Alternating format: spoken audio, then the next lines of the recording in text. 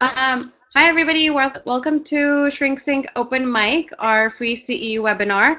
If you can please type into the message screen that you can hear me okay and that everything looks fine, that would be wonderful. We're going to get started in a few seconds with Tiffany McLean. So if this is your first Shrink Sync Open Mic event, this is a free CEU event that we host for therapists, and we provide free CEUs to California BBS licensed therapists. If you are interested in receiving a CEU certificate, please, when this webinar is over, you will automatically get a pop-up of the evaluation screen. Fill that out, the evaluation form, and you will receive your CEU within a week of completing that. If for some reason you don't get that pop-up, you can go to shrinksync.com. Under the free CEU tab, click on webinars, and Tiffany's will be the first one that you see. Click on that one and you'll get to the evaluation form that way. I'll repeat all of this at the end, but it's more straightforward than it sounds, I promise. So I want to introduce Tiffany. First of all, we didn't plan to match. This is kind of crazy. And we match your little presentation person too. It's like mustard yellow season. First of all, it's Tiffany's birthday, so I'm so excited that she's doing this on her birthday. We're going to treat her to drinks afterwards, I think. And she's going to be talking about a topic that I think is so popular and probably the question that we get asked the most as coaches and consultants, and that I see being asked the most in discussion forums. So let me do a quick introduction of Tiffany. She's a therapist consultant whose mantra is full fees are the new black. Via her business, heytiffany.com, she helps clinicians in private practice overcome their shame about marketing so they can help clients help see the clients they're truly passionate about serving. She's been featured in Psychology Today, Central, Huffington Post, and SF Weekly. You can also check her out on Selling the Couch, The True Calling Project, and Film It. Sorry. Tiffany has a private practice in San Francisco where she specializes in working with millennials in tech who straddle cultural, racial, and class divides. When I first heard her talking about this issue of money in therapy a few months ago, I knew that she had to come and do a talk for us because it's something that both starting and seasoned clinicians struggle with, and I think is such a big part of our practice. And I'm excited that today she's going to be talking about using money as a communication within a therapeutic context. So I'm going to get off screen. Tiffany said she's okay with questions being asked in the chat box. Just remember that this webinar is recorded and will be accessible to therapists after the fact. So what you write is going to be seen there as well. If for some reason she misses your question, feel free to ask it again. But I'm going to throw it out to her, and she'll take it from here. Thanks, Tiffany. Thank you, Rachel. Thank you, Rachel. Okay, can everybody, you can hear me all right, yes? Yana and Niketa and Alicia and who else? Leslie, thank you for the birthday wishes. This is what I'm doing to celebrate, so thank you for joining me on my birthday today. Hi, Maiden. So, as we go through today, as Rachel said, you can definitely, thank you for the birthday wishes. You can definitely ask me questions. I may or may not catch them as I'm going through the webinar, but there will definitely be times that I'm going to open it up for questions. This is going to be an interactive webinar today, especially when we get to the clinical vignette. I'm going to want to hear feedback from all of you. So I guess we will just dive in. And like Rachel said, if I miss your question, I'm also going to save time at the end, or maybe even go a little bit over and answer any questions you guys have. So, shall we get started? I'm looking in that screen to see if we should get started. And, oh, please, of course, here I go, I'll continue. Wonderful, thank you guys, thank you. I love interaction, so I'm gonna be looking for that throughout to make sure you guys are with me. Joanna, awesome. All right, so here are the goals we have for today. Oh, also, Rachel also says, if you have any technical issues, contact her at support@shrinksync.com. All right, so here are the goals that hopefully you'll get out. The first thing, I want you to be able to use discussion around money to gain understanding about your clients' relationship patterns, not only their patterns to other people, but also as a communication about their internal world, and also about what's happening between the two of you in therapy. That's goal number one. Number two, I want you to be able to start paying attention to and identifying how your anxiety around money issues might actually be an impediment to your client's progress. And the third one, I want you to be able to learn how to use the frame and your private practice policies as a strategic tool in therapeutic interventions. And finally, I want you to get curious and continue learning about this topic. So we only have an hour today, a little under an hour, and this topic is huge and can totally fundamentally shift the way you work. If you can get comfortable with money and working with money and the meanings of money, it can have a huge impact on your clinical skills and what you do for your clients.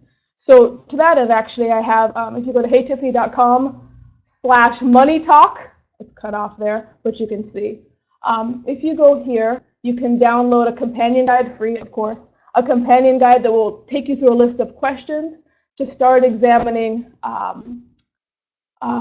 your own thoughts, beliefs, attitudes, and all of that towards money. So check that out, and I'll also have that at the end too, so write that down. Okay, here we go. We're going to get started. So why is this important? First things first, since we're talking about money, and clearly all of you are here because you're interested in understanding something about money, so you know it's important, but here are some reasons why. Financial conflict is a stronger predictor of divorce than any other marital conflict. I'm sure you've heard that before, and it is in fact true. In any given month, 72% of Americans reported experiencing stress about money, and 22% reported experiencing extreme stress about money in the month that they were asked. One of the primary conflicts between adult children and their aging parents includes disagreement around finances. And finally, 2 in 5 millennial parents report that financial concerns keep them up at night. So no matter where you're at with your clients, whether you're working with children who have parents who may be having financial stress or conflict, all the way up to working with seniors who have adult children or planning for retirement, and then everywhere in between, our clients are dealing with stress around finances. That is a fact. And so then, let's think about us as therapists. This woman with her finger in front of her mouth, shushing us all, is representative of therapists in relation to money, and here is why. There was actually a study, I think it was in the 70s, yeah, these 2 clinicians who went into a low-fee clinic and had the supervisors and therapist interns focus on money issues for a short amount of time. In that period of time, by having the supervisors and clinicians focus on money, that low-fee clinic raised its income by 400%. So by avoiding money or not focusing on money, one thing that it has, one impact, is that it has an actual concrete impact on our earnings. So imagine what, even doing a minor shift in your thinking about money, imagine the impact that could have on your earnings as a therapist in private practice. 2, in 2015, I did a study, and I surveyed therapists at all ranges from 2 years on up who've been in private practice, and 70% of you reported that you feel guilt, conflict, and anxiety when thinking about money, which actually is interesting because it kind of goes in line with the statistic we had last time about the general public and their money stress in a given month. And finally, female psychologists in private practice set their fees. This was a 1990 study. They found that female psychologists in private practice set their fees significantly lower than their male colleagues, regardless of level of experience or training. So we have therapists who are avoiding money, which is having a concrete impact on our financial situation. We have therapists who are anxious, guilty, and conflicted when thinking about money. And we have, even in terms of gender and larger sociocultural issues, we can see a clear discrepancy between the earnings and money between, in this statistic, men and women, but that also plays out in all kinds of different realms. So we have therapists who are anxious about money, and we have our clients who are anxious about money. This is a problem. So in order for us to be able to help our clients deal with their money issues, which they most definitely have, we have to get comfortable with thinking about, talking about, and examining money as it plays out in our own lives and in the therapeutic environment. Make sense? You all with me so far? I'm checking out the chat room. Oh no! Alicia said, oh no! I don't know what that was about, but I'm on board with you. And Niketa, she's on board. That is awesome.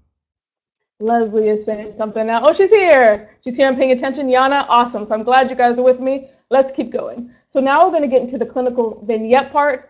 And I don't know if you have a pen and paper around you, but if you could grab it, do. I want you to take notes on this part because we're going to be returning to this clinical vignette at different times in this webinar. And so I want you to take notes about any themes you notice, feelings that come up for you, maybe particular patterns that you're noticing as I'm going to read through this clinical vignette. So here we have Olivia and Brett. Olivia is the client and Brett is the therapist. I'm going to read you a short vignette about the course of their treatment together. Pay attention. And also, think a little bit about yourself in this situation. So Olivia began thinking about therapy when she was just out of college and struggling to find work.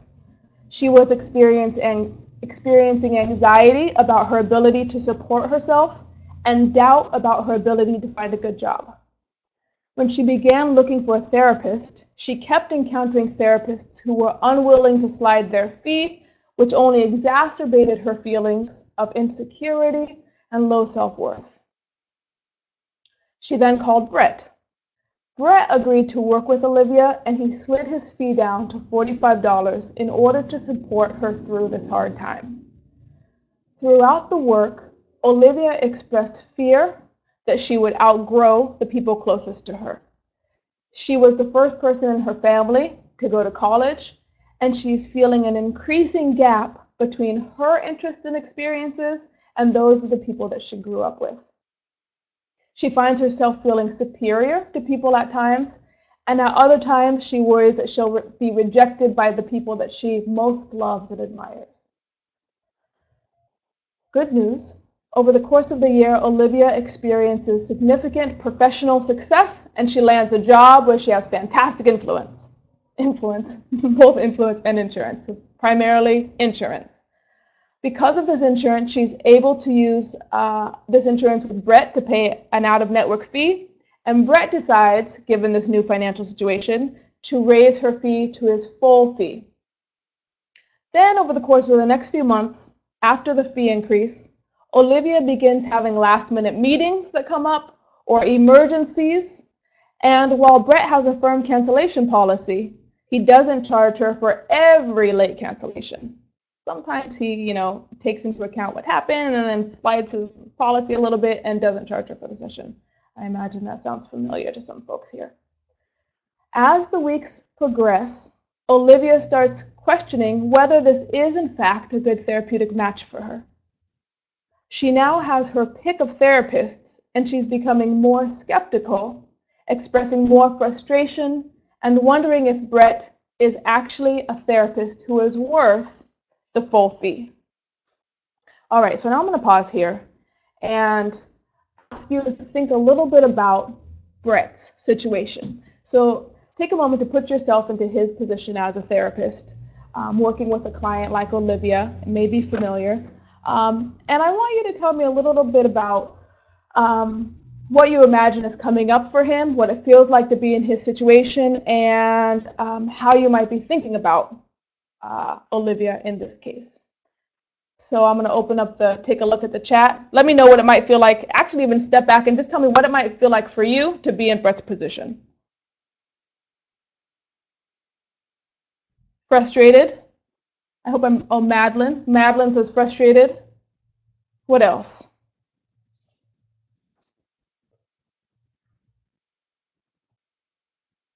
We have Brooke saying she feels some helplessness in this. Anxiety, Alicia says, tightness around talking about his fees. That's right. Yana talks about boundaries being an issue here, blurred boundaries, which maybe are confusing to Olivia. Niketa, tough. She's wanting to be compassionate, but also wanting to hold a boundary. Some of those. Resentment about being devalued, absolutely. That's something that comes up a lot. I hear about that a lot. Annoyed, since Brett helped her get to this place, and now she's feeling superior to him because he was inconsistent. That's right. Oh, interesting. Niketa saying she wishes she had set a firm line at the beginning, so maybe some feelings of regret or wishing you had done something different. Absolutely. Rachel feeling guilty that she had also helped create this dynamic. That's where some of the guilt comes in. Absolutely. Haley says feeling taken advantage of a little bit, like, oh, you have this person who's coming in and helpless and needing help. You help them, and now they're flipping the script on you. There's also, I'm curious, someone else, Alicia, disillusioned with this recurrent scenario. Yep, so this is something that's happening ongoingly, and I imagine this is probably for Brett, not the only client who these kinds of issues are coming up around. Absolutely. For those of you who feel frustrated, or those of you who can relate to feeling frustrated, tell me why. What's frustrating about this situation on the clinical side of things?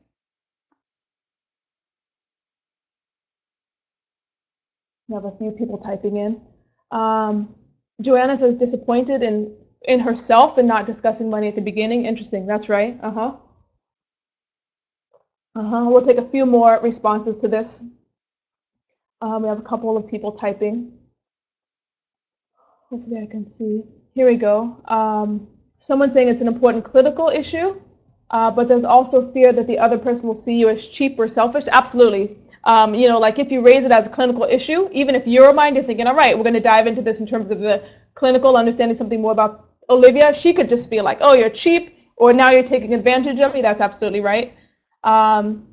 Madeline says, as a therapist, you reduced your rate in order to help the client, and now it's backfired. Absolutely, that happens a lot with people for sure. So Brett maybe in the beginning probably felt very good being a helper and coming in and kind of swooping up and rescuing Olivia in her time of need. He probably felt good. We all feel good about being helpers. That's one of our primary identities when we become therapists. So that's the one we can definitely relate to when someone is in need.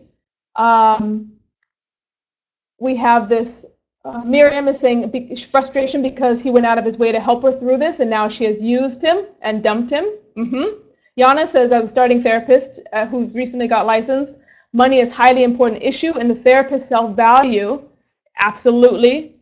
And, the clients can potentially tune into our feelings or our confidence or lack thereof around this issue. Absolutely. That's right. So maybe in some way, Brett is anxious because Olivia might be picking up on something happening in him.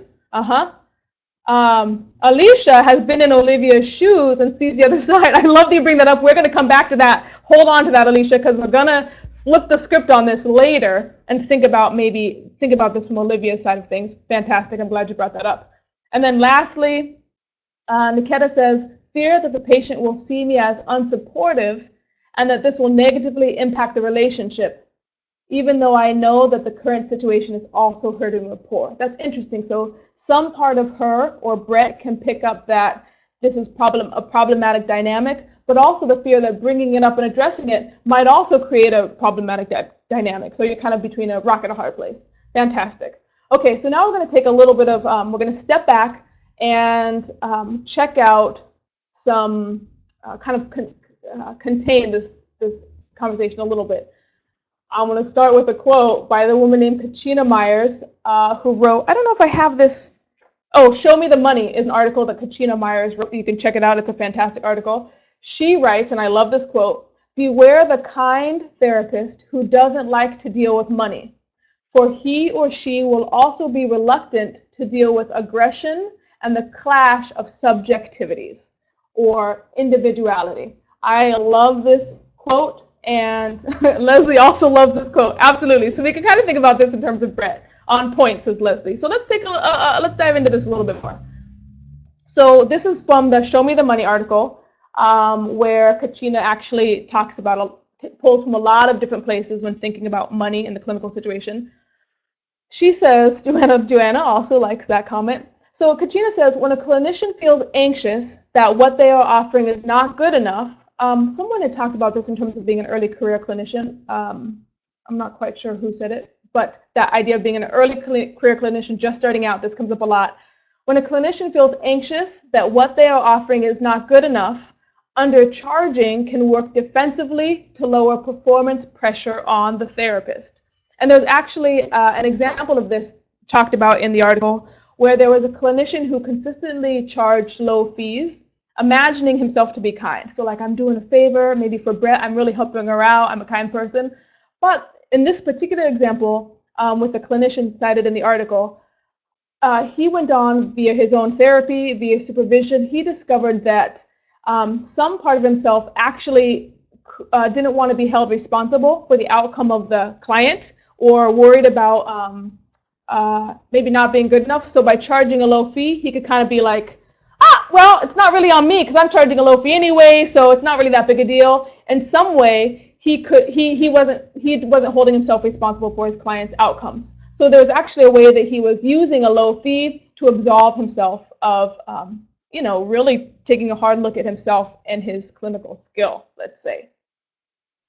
And then finally, whether we want to address it or not, our attitudes, beliefs, and fears about money are finding their way into the treatment, and they are being played out with our clients. So I know a lot of you felt like I asked you to identify with Brett. In a lot of ways, this has come up personally for me, which is why I began diving into money in the first place. I hear it all the time from the clinicians I work with, from my peers and colleagues. It is really hard to talk and think about money. And certainly, if we're unable to do it or struggling to do it, that is having an impact also on our client's ability to do it, and reinforcing something around fears and stress, reinforcing the idea that money is almost a taboo topic. What is it? Sex and death and money, are to be avoided in therapy and in life. We don't want to reinforce that idea. So how do we change? How do we start shifting this dynamic in ourselves and therefore being able to shift it with our clients? This is where the frame comes in. So let me actually jump back into the chat room, and I want to ask you guys, when I say frame, or when we talk about the therapeutic frame, what are we referring to?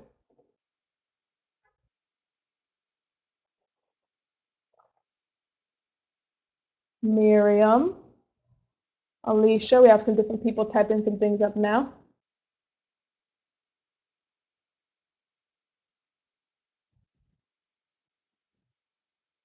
Also, FYI, I'm coming from some of you know this, some of you don't.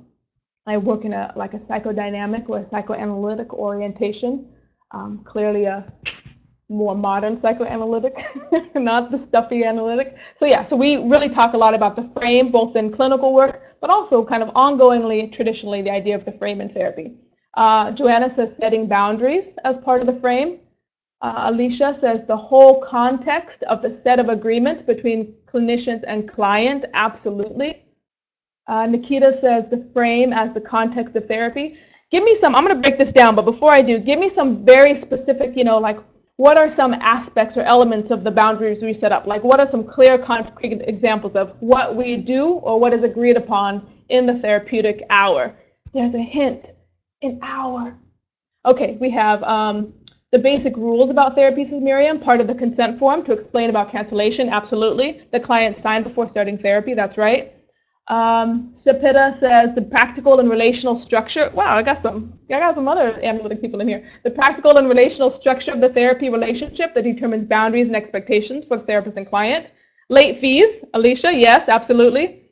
Yana agrees with Joanna. Also, all the proper run-through therapy rules, practice policy, fees, cancellation policy. So now you guys are getting into the nitty-gritty, absolutely. Fees, cancellation policy, structured time, absolutely. Traditionally, it's been 50 minutes, sometimes more, not usually less. So like how long the session is actually going to be. We start on time and we end on time. Those are parts of the frame. We have Lynn talking about structured time. Leslie, payment, schedule. Joanna, availability outside of the session. That's right. Nikita, expectations of behavior, honesty, no chit chat, etc. Yep. So kind of being there for our clients as a therapist. Let me see. Miriam says, well, we charge the patient without 24 hours of notice. Other practical facts that therapy will entail, emotional issues, hours, etc. So yeah, a lot of you are actually talking. We're kind of even thinking about a literal frame, right? Like we start on time, we end on time. You pay. There's an exchange of money for the session. We're not going to be hanging out outside of the session. Absolutely. And then some of these vary from therapist to therapist, but internally for each therapist, it's something that we remain consistent on. And also, yeah, how we behave as therapists. We keep things professional. That is right. So I'm going to jump back out of the chat, and a lot of you guys touched on these things that I'm going to inform consent. Absolutely. That includes also, like what we have to actually report. So confidentiality things, harm self or others. Yeah, absolutely. I'm glad you picked up on that too, Alicia. So the things you guys talked about, I'm just going to reinforce. Predictable session time, for example, 50 minutes. We start and end on time. A fee. Oh, this wasn't talked about actually. A fee that is commensurate with our cost of living. So a fee is important, but also in terms of being able to do good work and dive into difficult issues with our clients. One of the things that's essential with our frame, I've had fantasies of writing a paper about this, but I probably won't, so I'm going to encourage one of you to pick it up and do it.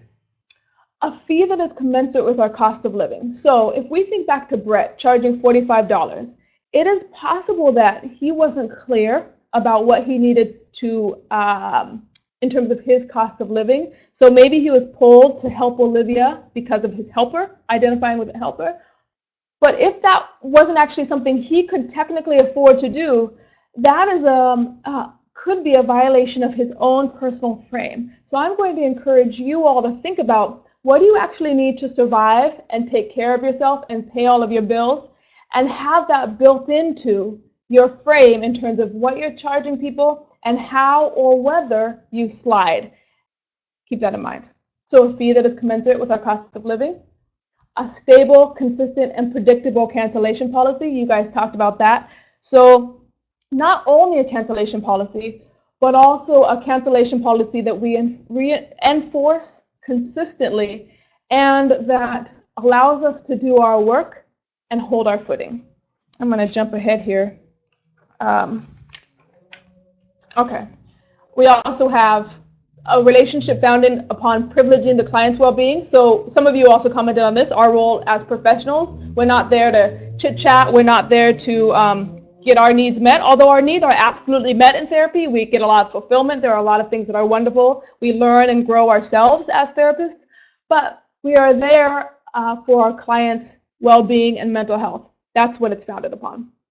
And finally, no partying together after hours. You guys talked about that too, keeping professional. Like really, we're not going to go to coffee with our clients. We're not going to go grab drinks with our clients, right?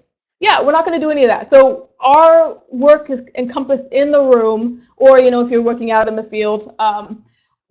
We know what we're there for, and we don't hang out with our clients outside of that in friend relationships or other kind of relationships. Okay, so now we think about using the frame to find our footing. The frame provides a safe, predictable, and containing environment, not only for our clients, but also for us, so that we know that we're going to be taken care of, our needs are going to be met, and we're going to have the frame of mind and the groundedness to be able to go into the tough places with our clients. And so often money is one of these tough places that we go into. So I'm going to read a couple of notes here. You can take notes. They're not going to be on this PowerPoint, so just pay attention. So first, delving into difficult client material can be extremely triggering for us. As we saw when we were imagining being in Brett's position, we've all been there. No matter how much you work on money, there are things that are going to happen that are going to be triggering for us. The difference is whether we're able to dive into it, lean into it, as that book says, or whether we shy away or hide from it. One of the things that makes it possible to go there with our clients is that we have a stable and predictable frame, so that no matter what happens, there are given constants for us. This setup, knowing If my client cancels, I have a firm policy in place to make sure that I'm still going to get my bills paid, or I'm not going to freak out because I'm going to not be able to eat this week. Having a fee that we know is going to take care of us, or if our client doesn't bring a fee that week, starts acting out in that way. If we have a frame that makes sure we're taken care of, we're actually able to calmly and thoughtfully go into that material as opposed to flipping out. If we do not set up our practices in a way that makes us feel secure, we'll get too overwhelmed, confused, anxious to actually be able to go in there and help our clients think about what might be happening. So it is our client's job to throw us off our game, not consciously, but the struggles they're having out in life, interpersonally, those are the same struggles that they're going to bring into therapy. It's our job to be able to think about them. Yes, be triggered. Yes, be thrown off our game, but be able to remain present to do our job. If we're not taken care of, we're going to be unable to do that. So a lot of times when I actually started talking with therapists about this question, asked what kinds of things people wanted to know, people said, what do I do when a client cancels? I want to understand what my client is doing around money. Or one of the first ways to actually understand what our clients are doing around money is to pay attention to how we're feeling in the situation. What are our own attitudes, beliefs, scarcity mindsets? What is coming up for us in relation to how this client is behaving? That's step number one in understanding what might be playing out with our clients around money. All right. So when I started this case, when I started this Olivia and Brett vignette, I asked about Brett. Somebody, you know who you are. Alicia maybe said that you'd been in Olivia's position, so you were able to also think about it from that end. Now we're going to dive back in. Like I said, when we don't work out our money issues like Brett, it's easy to get in these situations where we lower our fees. We maybe kind of let our clients slide in terms of cancellation. All kinds of things can happen, and then we're up shit creek and we don't have a paddle. I hope that I can swear on this PowerPoint. So now let's take some time imagining that Brett has actually come to this webinar. He's hung out with people like you who are smart and thinking about these things, and he has set a fee that's commensurate with his standard of living, what he needs to do to take care of himself and enjoy his life. Let's say he's created a cancellation policy that makes sure he's taken care of, that won't lead him to freak out or feel like he can't provide for his kids. And let's say he's brought his own money issues to supervision and training. Given all that, what might be different? This is where I'm going to go down to the chat. What might he be able to notice about Olivia? What's coming up for her? And also just for you guys as clinicians, what do you imagine is coming up for Olivia as she's starting to act out in this way? Opening up the chat.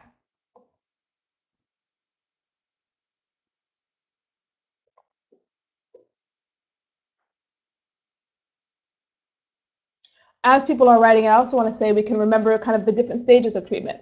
Olivia being out of school, worried about getting a job or not, looking for low-fee therapists and not being able to find anyone, and then the phase where she's actually doing well professionally, able to get her footing, some fears around loss of those she loves, maybe outgrowing others comes up, and then kind of her own feelings of maybe questioning the worth of the treatment with Brett, wondering if he's actually a person who she wants to be working with. So those are kind of the different phases we were thinking about. I'm going to look in the chat. So Joanna talks about fear, about addressing this issue. So Joanna, are you saying that maybe Olivia has some fears about addressing this issue? Say more about that. Alicia says, things seem to be better. I don't know if I really need therapy anymore. So, interesting. So Alicia is saying something like, maybe she's saying like, well, things are going well, maybe I don't need therapy. So it's less about questioning Brett and more about wondering if she needs it. Okay. Sepida says, a parallel process with what's happening in her own life. Oh, interesting.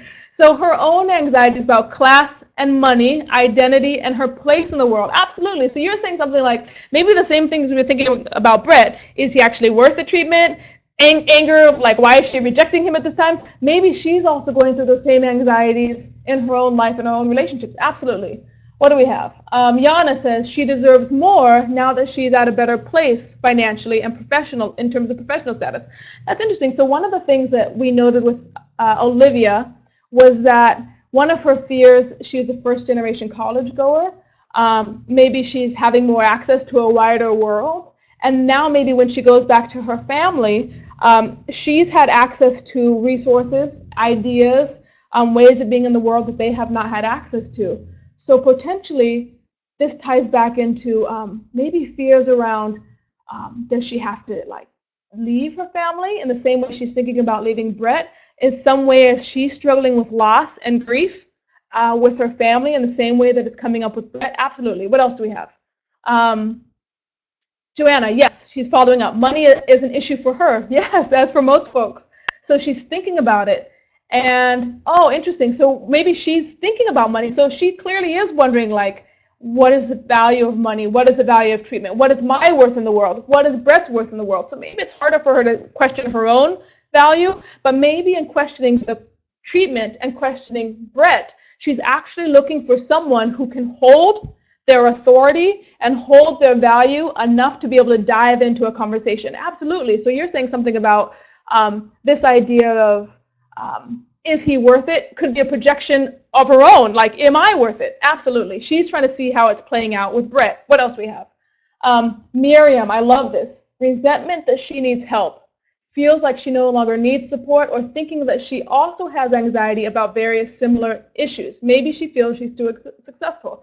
I love this. So one of the things that money brings up, we've talked about kind of in this conversation, growth, change, class, identity, things around that. This thing around dependence and need, this is coming up both for Brett, but also for Olivia.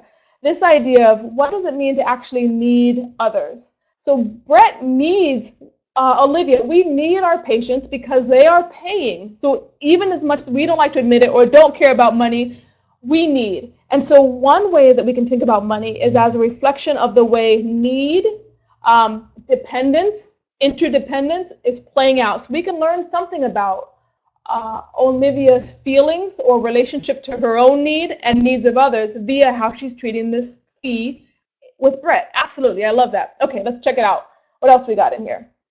Alicia says she has felt feelings of rejection around those she loves due to her own journey, possibly feeling rejection in therapy with him, raising his fees now. I love that. Okay, so also there's some way that maybe she's thinking, you know, I was struggling, he helped me, and now that I'm doing well, he is going to either raise my fees or kick me out. So it could be like an opposite reaction, or like a, well, you don't need me, Brett, I don't need you, F you. You know, I didn't swear that time. So yeah, she could kind of be like her own anger, or a feeling that maybe Brett just took her on, waiting for her to make a lot of money. Absolutely. What else do we have? One more. Joanna says it will come up again for both of them. Absolutely. So, wow, you guys just blew my mind a little bit here. I just got all excited, like I blinked out a little bit with that excitement. So there, as we can see, if we can actually be taken care of, if we have the space to think about these things because we've set up a frame that keeps us secure, there are all kinds of things that we can learn about our clients and ourselves when we dive into issues around money. That's fantastic. You guys rock my world. All right, that was actually supposed to be a picture of Olivia and Brett as we looked at that. So we're going to dive into a little bit about questions to ask yourself when thinking about money in the therapeutic situation. So I want you to take a moment as I'm looking through my notes to think about a client. You don't write about them on this thing, but just think about them in your head. For whom money issues are bringing up anxiety. Maybe you took them at a reduced rate and over time you've raised your fees and you don't quite know how to talk to them about it. Maybe someone is not paying you on time and you have a big balance. It could be things around ongoing cancellations that maybe they're within your acceptable range of cancellation, but it's happening more and more and you're starting to get anxious. Just take a moment to start thinking about this one particular client that you're struggling with either now or that you've struggled with in the past. You guys got someone in mind here? Looking in the chat. See if you guys got someone in mind, but don't write their names. But I just want to know we're thinking on it. We're on the same page. Okay, got someone? You guys have some ideas in mind? Yes, yes, yes, sure. Yana, awesome. Okay, Yana, come on, be real. I want you to really have this person in mind. Haley says yes. All right, great. We got some people in mind. All right, Yana, boom. All right, so here we go. Questions to ask yourself, having this patient in mind. Does my cancellation policy ensure that my client's absences do not negatively impact my bottom line? So I'm going to give you an example of this.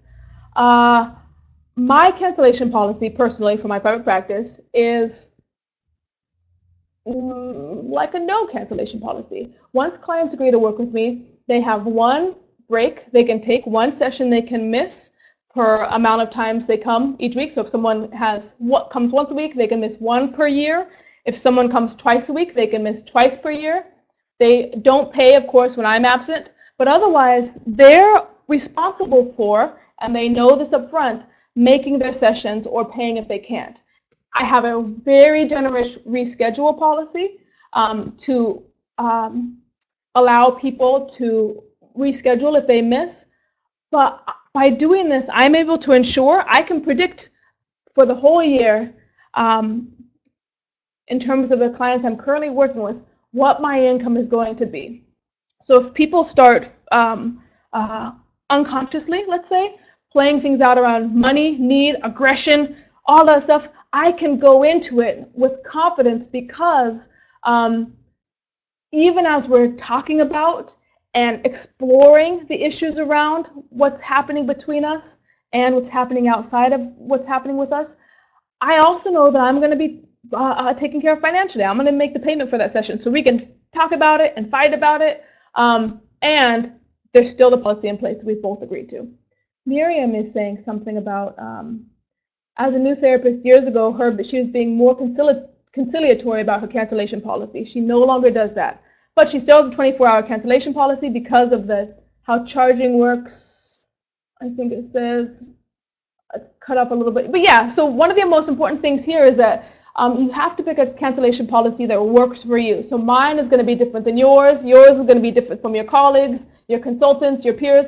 But you got to really question, does my cancellation policy ensure that my client's absences do not negatively impact my bottom line, so that you can talk about those absences and the meaning of them. All right, number 2. Have I set up a fee structure that makes sure I'm financially stable even if a client begins acting out in terms of payment? I say acting out, we all act out all the time, so this is not a client-specific activity. So if your client wants to lower the fee or doesn't want to talk about raising a fee, whatever that kind of stuff, is your fee structure set up such that there is room, you're charging high enough across the board that there is room for maybe missed payments or all of that without you freaking out? Is your fee set up with your commensurate, your standard of living?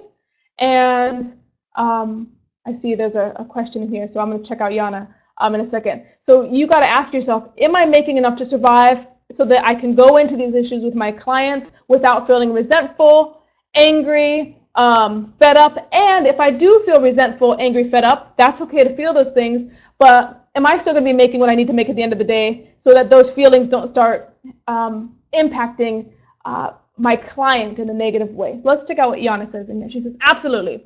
I come from internship in a low-class sliding scale clinic, and my clients follow me to private practice. So first, bless my husband for supporting me in so many ways, absolutely. And second, I can't, part of this cut off, so I'm sorry that I can't see all of it, but something about raising your clients' fees by $5 to $10. So naturally, they're far from a full fee, right? However, clients all know and respect my cancellation policy. All pay, I always kindly charge. I love that, kindly charge. I'm going to add that to my vernacular. And she waives fees in case of emergency, medical and other, or if they reschedule to make up a session that same week. And Yana says she used to be very anxious about those charges, but after years of practicing, it makes her feel more confident, and clients are so used to it that it puts her at ease as well. So we have some examples of clinicians who have struggled maybe in the past and have found ways to start implementing strategies, policies that allow them to dive in this with their patients. Awesome. And then finally, here's the last question to ask yourself. If I find myself being inconsistent around addressing money issues or cancellation policies with my clients, am I bringing this to my own therapy, my own consultation, or to my peers or colleagues in the field to get help around it? So there, for a lot of us, there's shame around this. Like we saw in the beginning, 70% of us feel guilt, shame, anxiety. When identifying with Brett, we could kind of imagine maybe having guilt for having started low, or maybe noticing ways we played into problematic dynamics with the patient. The more we can treat ourselves with kindness, understand that it's all information, both how they're engaging with us, but also our own feelings and also how we engage with them. All of it is there in service of helping us understand our clients' dynamics, and part of understanding our clients' dynamics is understanding our own dynamics and relationships to money and ourselves. Kendall, awesome, agrees with Yana about this. So now we're going to talk about money as an exciting frontier. When we set up our policies so that we're taken care of, we can not act out of resentment with our clients, or if we do act out of resentment, we're taking it to our colleagues, we're taking it to consultation to think about it.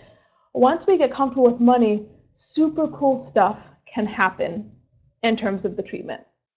So this is what you all wanted to get to, which I'm not actually going to dive into too much because this is just kind of the outset of talking about fee. But some kinds of things that start arising in treatment as we get comfortable with money. We can start asking ourselves and asking our clients, thinking about, how is money used to exert control, express need, ask for love? So some of you even talked about that in terms of Brett and Olivia. In what ways maybe did Olivia see Brett's low fee as a sign of care or concern? And when he raised it, what did that bring up for her in terms of what it means to be taken care of, what it means to be loved? All of these things are so rich. There's so much in there that can be explored once we're comfortable really diving in around money. Good job, Miriam's husband, which makes me think back to this in the chat room. Miriam made a comment, makes me think back to this idea of men often, of course not 100%, but research shows men have more confidence with valuing their service in terms of money. Interesting. Second question you can ask, how are clients using money to avoid real intimacy? How are they using it to get close to people they want to get close to? How are they using it to gain distance, to separate, to individuate? These are some things you can start exploring in therapy. In what ways does my client's relationship to money symbolize her relationship to the limitations of reality? So there's a reason that money is put on this kind of same equal footing with money, sex, and death. Death, sex, money. These are issues, real issues around what it means to be a human, what it means to be a human with a limited time frame to exist on Earth.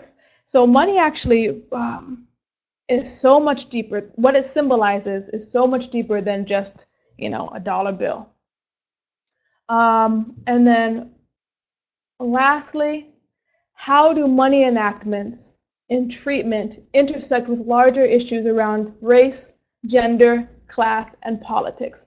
So one way we think about money is in terms of our needs, our clients' needs, our relationships, our clients' relationships, all of that. But we can also step out and really think about, you can even just look at the political situation now. We won't get into it, but you know what I mean.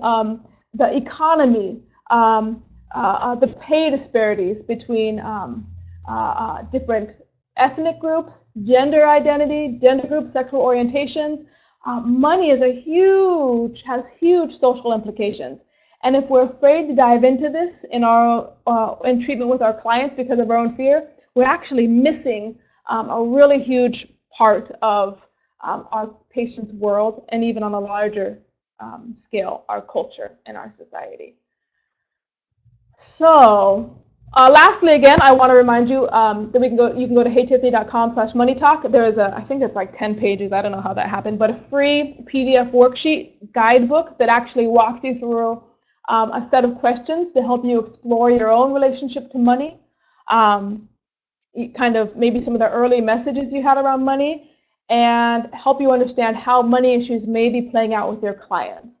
So now I want to open this up for questions, discussions amongst each other. Also, if you sign up for Money Talk, you can let me know if you want to keep up to date with other things. I'm thinking about potentially going to the next step with this for people who've seen this webinar, thinking about what specific symbols money represents in treatment and in your client's life, and how to really dive in and understand that and think about that. Okay, so now jump into the chat if you have questions, comments, more thoughts about the vignettes.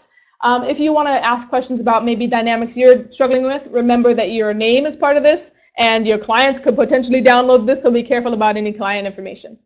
Yana had made a comment earlier about this vignette. She said, did Brett discuss his policy around raising fees when the client's financial situation would improve? Was there a timeline and a discussion? I love that. So that brings us back to this idea of your policies. Personally, for me, every January, I discuss fees with all of my clients who are on a sliding scale.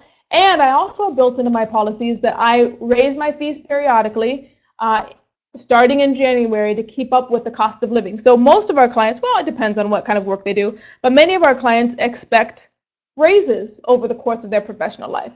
So it's important for us to also consider, as the owners of our business, to consider building in raises. And if we're going to do that, which I highly recommend you do, it's important that you lay it out at the outset of the treatment with your client, that these things are built into the agreement between the two of you. All right, let's jump back in. What did Brett do? Well, Alicia, Brett was unable to get a handle on these issues, and Olivia eventually left the treatment. And we can talk more about that later. All right, what else? Sepida says, in regards to the limitation of reality question, oh no. Okay, finding out about a client's current financial, let me step back and say we have about 8 to 10 minutes for questions. Look at me, I'm setting up the frame and the expectations for you all. That's modeling. All right, Sepida, in regards to the limitations of reality question, finding out about a client's current financial health and their debt has been so helpful in understanding their anxiety avoidance and is a good reality testing measure. I like that. So what that comment makes me do is I'm way more curious to hear more about what you mean by that. If you can say something, or I know it's a limited kind of framework or structure that we can communicate here, but I would love to hear you say a little bit more about that. Awesome. Joanna, thank you. You're welcome. I'm glad to have you here. It was nice talking with you. I appreciate your contributions. Who else we have? Madeline. How do you deal with clients that cancel sessions due to their boss scheduling them to work, and the client states they can't miss work because they need the money to pay for therapy? So I would love to hear other people. Yana, you're welcome. I would love to hear other people weigh in on Madeline's question. I will weigh in the meantime. I would love to hear kind of different thinking, different ways clinicians think about this. It's super cool to have different ideas, hear different people talk about these things. So I would think about it in terms of the unconscious dynamics playing out. So one thing that we can see is that this client, Madeline, is unable to hold her own boundaries in terms of her self-care and her needs.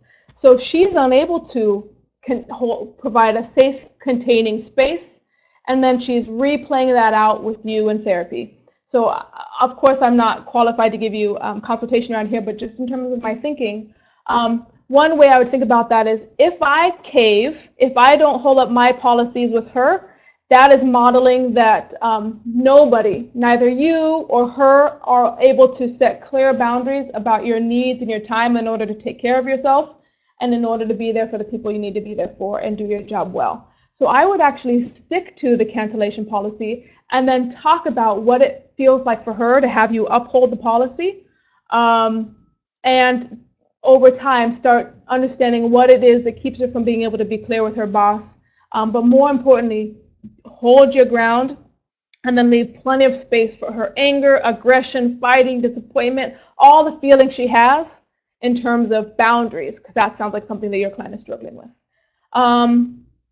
Leslie also says she can relate to Madeline. She has clients who are in law enforcement. That's interesting. Wow, that makes me think back to Sepidah's thing about the limitations of reality.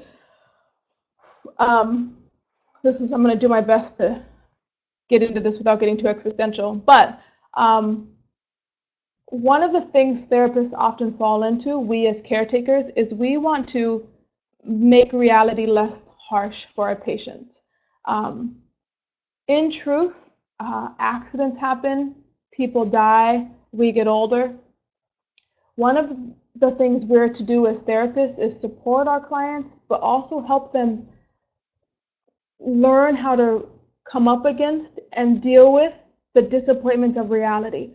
So if your cancellation policy is 24 hours and the client calls within that time and has an emergency, by you saying, okay, I'll let you off the hook this time, what you're actually doing is reinforcing the idea that there was no loss, when in fact there was a loss and it was on you. So there comes up all kinds of questions around who suffers. They suffer or you suffer. Somewhere someone has to suffer.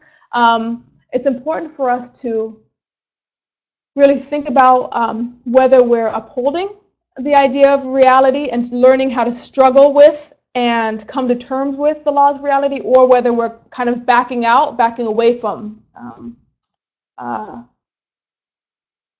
the reality that hard things happen, and our job is to learn how to tolerate it and deal with it. Okay, that was long, but you can email me about that later. Awesome, so here's some other people answering. Fabiola says, I will talk with the client about what time is better for him or her, and they could schedule that time every week. That might be in response to Leslie's question about law enforcement.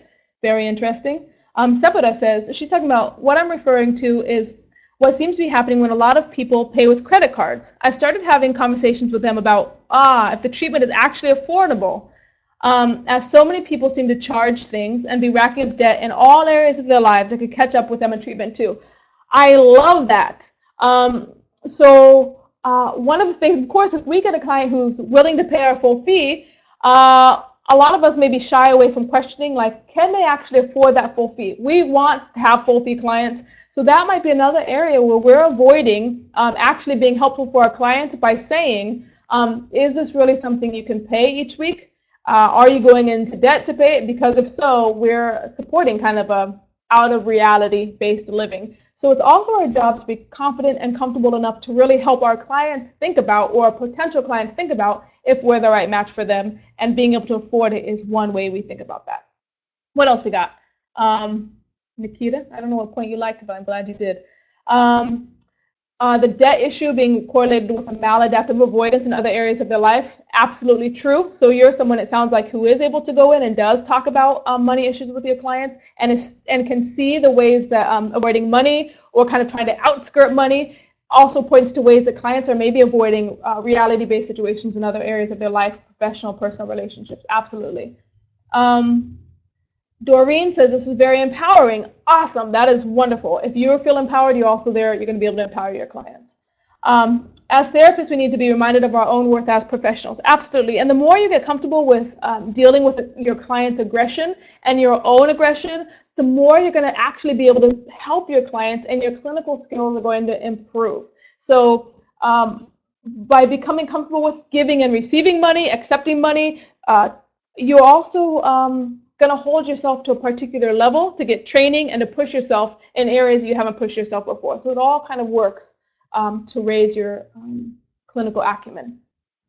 What else do we got here? Curious, Tiffany, how do you present the information about your own policy responsible for each week of payment to the patient? Do you talk about your needs? Do you talk about financial stability, etc.? That's a great question. Madeline, thank you. Thanks for joining us. We have about 1 more minute, so I'm going to answer this last question. My email, which I don't have up here, is tiffany@heytiffany.com. You can email me with any follow-up questions. I love having this conversation, and I'm happy to continue the dialogue with those of you. So I'm going to dive into this last question, and then we'll end the call. So the last question about how do I present my policy? So when I talk about interestingly, when I changed my cancellation policy to a no cancellation policy, when I went from being unlicensed to licensed, I was very scared about it, but I also had a sense through a lot of work that it was important for my growth, and also I knew it would bring up things that would allow my clients to grow. None of them left because of that policy. Most people, if they question it or wonder about why I'm doing it, I focus less on my needs. I think it can be difficult when clients question us. We can have the tendency to say, like, we want to over-explain why we're doing what we're doing so that the client accepts it. That can be a tricky dynamic, a slippery slope. I think it's more important to understand what the client thinks about it, if they're angry about it, if they're frustrated about it, why I'm doing it in terms of them. So for example, for me, consistency is very important to the treatment, and the ability for a client to make a commitment to their own time by setting aside time for the therapy. They're making an investment in themselves. All of these are ways that I talk about the policy. I don't necessarily talk about it in terms of my need for financial consistency, although I would be happy to. It seems that clients are less interested or have less need to actually find out about how it relates to me personally. But often they are able to start seeing just by me modeling and being set with it in myself, it actually allows them to start questioning things about the ways they're living their lives and push themselves in new ways. Leslie, Miriam, everybody, thank you very much. And good to go.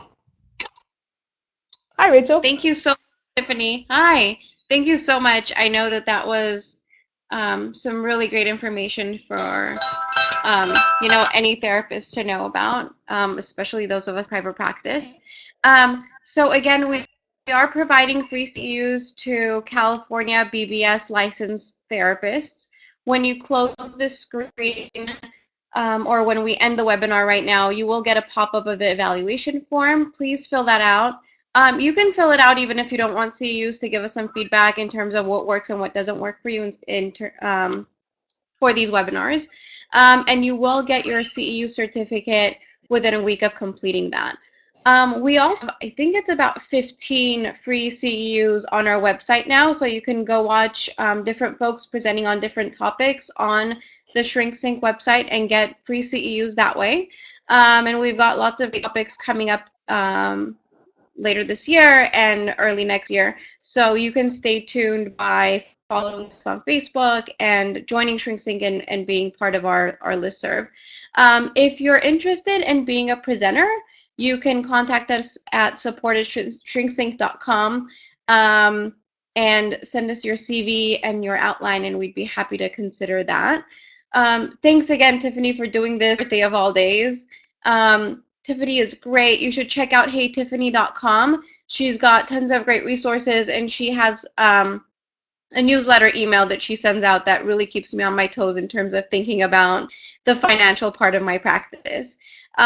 Thanks again to everybody who joined. The recording of this webinar will be on our website, shrinksync.com, in the next 24 hours or so. I'll put it up, I promise. Thanks again. Happy birthday. Thanks to everybody who joined. Bye, everybody. See you next time. Thank you.